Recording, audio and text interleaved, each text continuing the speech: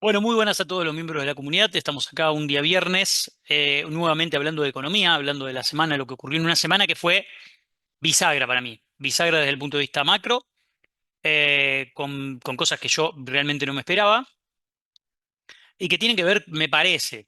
Y estoy pensando en voz alta, chicos, ayúdenme a entender. Ustedes me ven todos los fines de semana, los días viernes, hablando de cómo veo que viene la economía. Y daría la sensación de que hay un timonazo muy importante, más allá de que la dimensión del timonazo no es tan importante per se, pero a mí me parece que la actitud y el gesto es lo que más podemos rescatar acá. ¿Ok?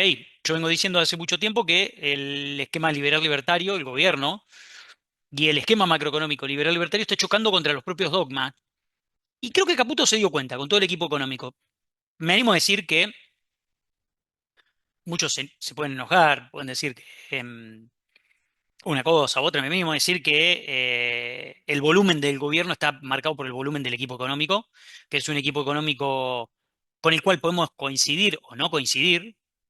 Ustedes me ven acá y ven que yo disiento muchísimo con el equipo económico, pero me daría la sensación de que es mucho de lo que tiene el gobierno y que sin este equipo económico, y si tuviera que abordar con su propio equipo esto, la verdad que no sé cómo hubiera salido. No tengo ni idea. No tengo ni idea cómo hubiera sido, porque Milei no tiene equipo económico. Eso está claro, ¿no? No tiene equipo prácticamente de gobierno. Esto no es casualidad, chicos. De los 8 ministros, 6 son macristas. Entonces, está claro que el único propio, tropa propia, era Dorni, que era un buen comunicador, pero no hay mucho más. Entonces, la sensación que a mí me da, y esto insisto, es pensar en voz alta, es que esta semana fue el propio Caputo quien, con su equipo económico, quien me parece que presionó a Milei para timonear. Porque el día martes, por lo que tengo entendido, en la reunión de gabinete y todo lo que trascendió, Milei dijo que fue muy firme y muy contundente, que no se mueve un ápice del plan económico. Y hay signos de un cambio, que creo que lo acabo de confirmar hace unos minutos cuando miré la licitación, ahora vamos a ver. Pero pasamos de un Ministerio de Economía que decía que el mercado se regula solo a un Ministerio de Economía que habla de justicia social y de keynesianismo. O sea, en una semana pasamos a hablar de keynesianismo, el efecto multiplicador de la economía, dijo Caputo, con lo cual coincido, tiene razón, existe, lo explicamos, incluso en mi curso de economía, y al mismo tiempo pasamos a hablar de justicia social.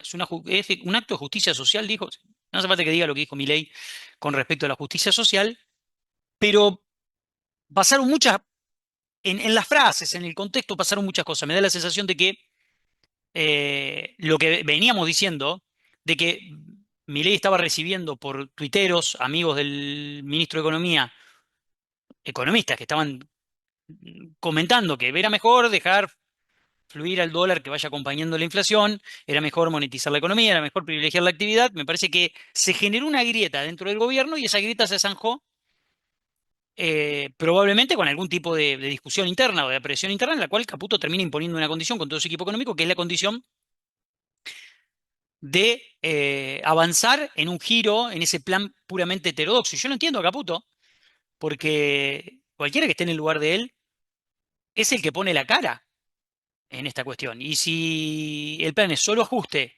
y ante un contexto económico que choca con la realidad de los libros, es lógico que vos pienses en darle una dinámica nueva a esto. Decir, bueno, ¿cómo podemos cambiar la dinámica? Bueno, la podemos cambiar de esta manera.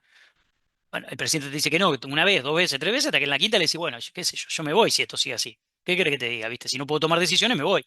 No digo que esto haya pasado, pero quizás esto pasó. Pero quizás esto pasó, no lo sé. Lo que sí es que escucharlo a Caputo hablar de justicia social y después hablar de efecto keynesiano es llamativo, ¿no? Y Caputo es un tipo inteligente, no es casual que eso haya ocurrido. No es casual. Dicho esto, eh, vamos a comentar cómo es la estrategia que tiene el gobierno para reactivar la economía. Arrancó con el plan dólar colchón. Ayer tuvo media sanción en el Congreso de la Nación, en diputados. En el Congreso tuvo media sanción. Reforma del Banco Central, muy importante, y vamos a explicar por qué. Plan dólar colchón 2, Y ahora el planteo que hace el gobierno de fondear a los bancos, estirando la duration de los plazos fijos UVA, que del Fondo de Garantía de Sustentabilidad, que están a 1 y los tira a 5 ahora, para dar el envío inicial para que los bancos puedan empezar a prestar este tipo de créditos y al mismo tiempo la historia de los créditos en dólares. O sea, la batería de medidas que el gobierno está tratando de llevar adelante es créditos en dólares para las empresas que no exportan, créditos hipotecarios, 17.000 créditos hipotecarios, 2 billones de pesos para colocar en créditos hipotecarios. ¿Es poco? Sí, es poco, pero es un gesto. Yo marco más el gesto que lo que es en sí. Reforma de la Carta Orgánica del Banco Central para darle previsibilidad a su programa monetario de cara al futuro, dejando a Bauxili adentro del Banco Central. Y acá yo voy a poner los puntos sobre la I sobre varias cosas. Y, por supuesto, eh, créditos, la estrategia de los créditos UVA, junto con el blanqueo edición 3.0, podríamos decirlo, que es la nueva ley de inocencia fiscal. Entonces, esto es toda la batería de medidas que el gobierno volcó sobre la mesa para reactivar la economía. Entonces uno va a decir, bueno, ¿alcanza o no alcanza? Primero vamos a unas cuestiones que me interesa mostrarles, que traje acá, acá como para que veamos. Bien, ¿qué es lo que dijo el gobierno con los créditos UVA? ¿Cómo va a operar el gobierno con los créditos UVA? Va a colocar dinero en un plazo de 5 años en plazo fijo UVA. Porque, ¿qué es lo que pasó? Va a convocar a bancos para que hagan una licitación, la tasa de fondeo va a tener más o menos un 4,5% de lo que esperan, y la tasa máxima de plazo fijo, de crédito UVA va a ser del 7,5%. Van a ser plazo máximo 15 años, 150 UVA como máximo, y hay que tener un ingreso más o menos de 3 millones y medio para la unidad familiar para poder acceder a este crédito, y también 75% te prestan, 25% tenés que tenerlo cash. Ahora, ¿qué fue lo que fracasó del programa acá? Porque ustedes se acuerdan que Federico Sturzenegger hace un tiempito salió y dijo que había constituido un plazo fijo UVA para 2028. E invitó a toda la población porque dijo, ahora no hay tope para colocar plazos fijos UVA, antes había un tope de 5 millones de mangos por persona física, ahora no hay tope. Pueden poner lo que quieren y al plazo que quieren. Con la idea de que sea el mercado el que resuelva este problema. Y esto es muy importante. El mercado iba a resolver este problema. Pero otra vez, los dogmas chocan con la realidad. El mercado no resuelve este problema. No confía, más allá de 6 meses, que es lo máximo que coloca el mercado a plazo fijo UVA. Entonces los bancos no pueden darse vuelta y prestar créditos hipotecarios si no tienen el fondeo. O sea, ¿cuál es el negocio del banco? El negocio del banco dice, yo te voy a prestar créditos hipotecarios con los plazos fijos UVA que tengo calzado. Con los plazos fijos UVA que hay calzados, te remunero al 4, coloco al 8. Así funciona, es un negocio de los bancos. Entonces, los bancos en este escenario dicen, che, tengo poca gente que fondea. Y fondea a 3 meses, 6 meses. No puedo prestar, se me complica. Entonces, todo lo que prestan es muy poco de la cartera, porque además tienen que cumplir con determinadas regulaciones en cuanto a efectivo mínimo, regla de efectivo mínimo. Entonces dice, bueno, la verdad es que yo en este contexto no presto. Y no funcionó el esquema que desarrolló Federico Sturzenegger y chocó con la realidad. Ante ese evidente golpe con la realidad, que hace Caputo? Dice, che, tenemos que echar manos a herramientas keynesianas. Tiene que ser el Estado el que intervenga. Y ustedes dicen, pero esto, bueno, chicos, todos aprendemos en la vida. Entonces, la vida es un proceso de aprendizaje. Yo digo en mi libro que, ¿dónde está por ahí? Está por ahí mi libro. Yo digo, uno se convierte en inversor a lo largo del tiempo y lo que creía que era una cosa, después va cambiando y va aprendiendo.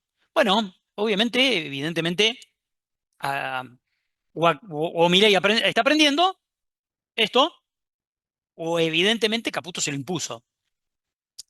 Mi criterio, déjenme jugar por la segunda. Pero bueno, una de las dos cosas pasó. O está aprendiendo o Caputo impuso esta cuestión. Independientemente de cómo se haya dicho, que no es menor tampoco cómo se haya hecho esto, es importante entender que esto puede dinamizar la economía y dice Caputo va a generar un efecto multiplicador de la economía. Y yo me lo imagino ahí a Milei escuchando esa conferencia de prensa diciendo, ¿qué está diciendo Caputo? Está hablando de Keynes. Ustedes saben que el efecto multiplicador de la economía es teoría de John Maynard Keynes, donde explica que volcar X cantidad de inversión inicial en la economía, en este caso 2 billones de pesos, 2 billones, sí, 2 billones de pesos, digo, no está mal, más o menos 1.200 millones de dólares, tiene un efecto multiplicador que depende de la propensión marginal al consumo. Es el volumen que se invierte, 2 billones, dividido 1 menos la propensión marginal al consumo. Tiene algunos limitantes, que es el nivel de importaciones, pero no me voy a meter en esas cuestiones que son técnicas, no es para explicar eso acá. Pero sí el efecto multiplicador que existe, es real, va generando una ronda, que sería una cadena, en donde esa inversión inicial se vuelve a replicar, se vuelve a replicar, se vuelve a replicar. Y está estipulado que generalmente el multiplicador generalmente tiene un impacto de 5 veces la inversión inicial. Una inversión de 2 billones puede llegar a tener un impacto de 10 billones, sobre todo porque acá la propensión marginal de consumo va a ser plena, porque el que recibe el crédito, ¿qué va a hacer? Lo va a gastar entero. Después después ese dinero que circula en la economía va a tener algo de retención, fruto de impuestos, fruto de importaciones, fruto de ahorro que determinadas partes de la cadena tengan, que le van a quitar potencia a ese efecto multiplicador, pero el efecto multiplicador existe, que son rondas de consumo que dependen de la propensión marginal del consumo. No solo que Caputo timoneó, timoneó y asumió que va en busca del efecto multiplicador. Yo lo celebro, ¿por qué? Porque no está emitiendo para hacer esto. Muchos van a decir, está tocando los fondos de los jubilados y los fondos de los jubilados son intocables. Bueno, el Fondo de Garantías de Sustentabilidad es un fondo anticíclico, no es plata que está ahí para pagarle a los jubilados en el futuro. Es plata que se puede utilizar, no gastarla, sino invertirla, en este caso la están invirtiendo, en plazo fijo suba a 5 años, para que los bancos puedan prestar dinero y eso dinamice la economía, aumenta la recaudación, aumentan los puestos de trabajo, si esto fuera bien expansivo, y se crean más trabajadores en relación a los jubilados que hay, se pueden mejorar las jubilaciones. Entonces, desde el punto de vista técnico, lo que está haciendo Caputo es timonear y tratar de encauzar la situación, que la situación, digamos, si sigue en el nivel en donde está, se va a profundizar la crisis. Lo venimos diciendo semana tras semana, informe tras informe que yo le mando a mis clientes. En consecuencia, si la situación se sigue empeorando, el horizonte es complejo. 17.000 créditos son pocos, todos sabemos que son pocos, pero bueno, el gobierno, dijimos, generó una batería de medidas. Otra de las decisiones que tomó esta semana el gobierno es dejar que el dólar pase los 1.500. Y muchos me preguntaron, sobre todo muchos colegas y amigos periodistas, me preguntaban si creo que vino para quedarse este dólar arriba de 1.500. Yo creo que vino para quedarse, en primer lugar. En segundo lugar, creo que este dólar de 1.500 probablemente el gobierno como tercera medida expansiva, no la puede decir, ni tampoco la va a decir, pero como tercera medida expansiva, puede dejar que el dólar acompañe el proceso inflacionario. De hecho, este mes se devaluó, este mes que está pasando, se devaluó un 2%, por arriba de la tasa de interés y por abajo, perdón, de la tasa de inflación, por arriba de la tasa de interés, por abajo de la inflación. Pero se evaluó un poquitito más. Venía de devaluarse 5, de salir derecho en junio, de salir derecho 5% en junio, salir derecho en julio, 2% ahora, y me preguntaban esto si vino para quedarse. Lo veremos. Yo decía, la licitación de hoy jueves va a ser clave. ¿Y qué pasó en la licitación de hoy jueves? Pasó algo muy importante. En la licitación de hoy, la clave era si el Tesoro iba a decidir monetizar, volcar algo de pesos al mercado. Recordemos que estaban venciendo aproximadamente 12.10 billones, 12,16 billones, 12.16 billones. Piensen que lo que se va a volcar en crédito suba es apenitas el 15% de esto que vencía hoy. Esto es deuda, lo que se vuelca en crédito suba, en fondeo de plazo fijo suba para crédito suba. ¿Cuál fue el dato para mí? El dato es que el rollover de deuda fue del 95%. ¿Qué significa esto? Que algo, 4,5, 4,4% se volcó en el mercado. 4,4%. Es poco, pero ante rollover del 120, 130, 140% que venía teniendo el Tesoro con una política monetaria muy agresiva, pese a que Bauxili la semana pasada dijo que no iban a aplicar una política monetaria agresiva, el gobierno logró un roleo del 95,96%, pero, bueno, convalidó tasas de casi el 31, 30,6, 30,6 y 29,7. ¿Qué es lo importante a entender acá como dato? Que parecería que el gobierno además deja correr un poquitito el dólar y muñequea un poco y descomprime un poco el gran apretón monetario que estaba llevando adelante, dejando que unos pesos vayan a la calle. No tengo en claro si lo hizo porque llegar a un roleo del 100% lo obligaba a convalidar una tasa promedio bastante más alta, no lo sé, porque esto se hace por sistema holandés, por licitación sistema holandés. Probablemente esas que dejó afuera estaban pidiendo una tasa del 32 y el gobierno no quiso convalidar una tasa promedio del 31 y algo, o del 31. Entonces, probablemente lo hizo por eso, probablemente porque quiso monetizar. Pero es importante quizás como primera medida que esto convalida la teoría de que el gobierno quizás deja que el dólar acompañe un poquitito más a la inflación y no lo clava en la zona de 1500. Entonces, ya estamos hablando de abordar el problema que está enfrentando hoy la Argentina con un conjunto de medidas. Permitir que la economía se monetice, lo veremos, todavía no está claro esto. Permitir que el dólar pase la barrera de los 1500 y probablemente converja un poquitito más al alza. Dato de inflación que se viene para este mes que pasó, muy bueno, parece que va a cerrar en 1,6. Muy buen dato, según las principales consultoras. Me parece que es el dato de la semana. Me lo estaba pasando y me parece que es el dato de la semana. Y el programa de fondeo con plazo fijo suba para que fluya el crédito hipotecario, la reforma de la Carta Orgánica del Banco Central y la, la inocencia fiscal 2 como la batería de medidas que el gobierno está llevando adelante para tratar de encauzar la situación. Voy a detenerme un segundo antes de cerrar en por qué el gobierno está buscando que Bausili se quede en el Banco Central, porque el programa monetario del gobierno tiene un problema.